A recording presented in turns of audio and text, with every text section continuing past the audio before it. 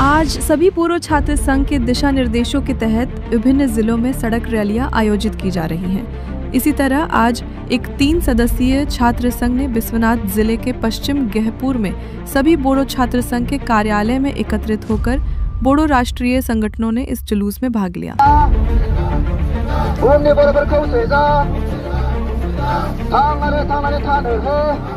इसके अलावा बिस्वनाथ जिले के विभिन्न गांवों ने इस कार्यक्रम में भाग लिया और इसमें कम से कम 1000 लोगों ने भाग लिया।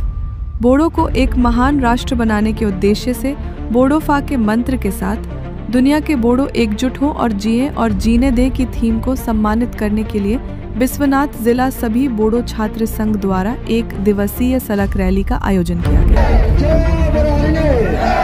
तो चलिए जानते हैं कि बिस्वनाथ जिला ऑल बोडो स्टूडेंट यूनियन के उपाध्यक्ष लेनिन ब्रह्म के पास संदेश के माध्यम से कहने के लिए क्या है।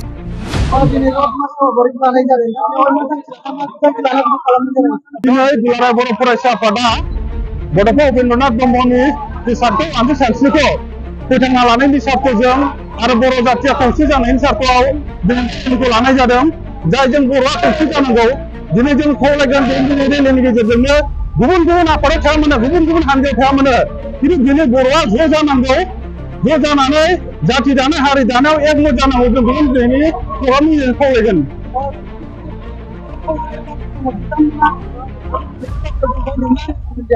दिनैनि तारिखआव जोंहा फरायसा आफाद हिसाबै जोङो बिथांमोना जाय आफादाव थाया मानो जाय हानजायाव थाया बेहा हिन्दु गोनां गैया, खिन्थु जाथि दानाय हारि दानाय खामानियाव बयबो लोगो जानांगौ होननानै जों खावलायो।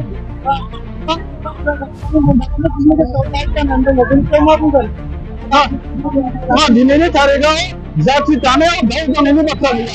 जाथि दानायाव गासिबो ज' जानांगौ, खौसे जानांगौ। खौसेजों जों जेब्ला खौसे जागोन जाथिया सम माने जाफुंगोन, जातिनि हारिनि खामानिया मोनफुंगोन, बेसो जोंनि खोथा।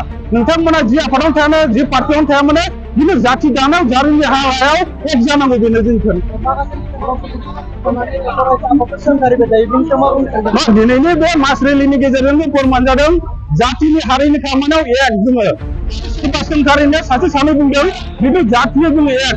दिनै साफ्रोमबो बर' थुनलाइ आफादनि आइजो अनसाइ आफादनि मोनफ्रोमबो रायजो राजानि गामिनि मानसिफ्रा बेयाव जों ज' दंजोबो।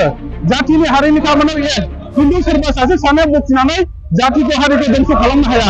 बेखौनो दिनैनि गेजेरजों फोरमान होनो थांदों।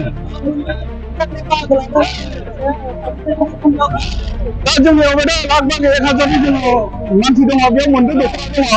मोनद' दख'रा आफादजों लोगो नांनानै 1000 बारा दिनै बेयाव बिभिन्न बर' थुनलाइ आफाद, आइजो अनसाइ आफाद, गोबां आफादफोर दङ, धोरोम आफादफोर दङ, बिथांमोना बाहागो लादों आरो जाथि दानायाव जों एक बेखौ जों दिन्थिबाय थादों माने।